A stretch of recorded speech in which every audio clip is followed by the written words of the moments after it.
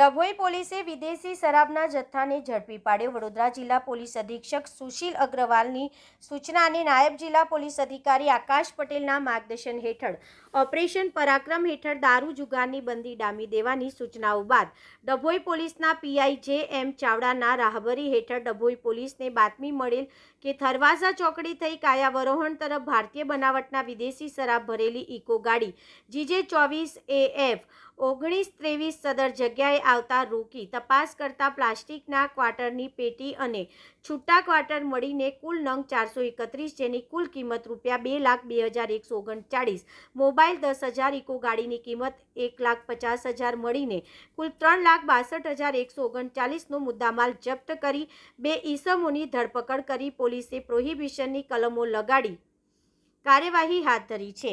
PI J M. Chavda સાથે head constable Rajendrasinh, head constable Dineshbhai, head constable Yuvrajsinh અને head constable અર્જુનભાઈએ કામગીરી કરી છે। હવે પોલીસ આ જથ્થો કોના માટે મંગાવ્યોની તપાસ હાથ ધરી છે તો ચોક્કસપણે ચોંકાવનારી વિગતો બહાર આવી શકે છે।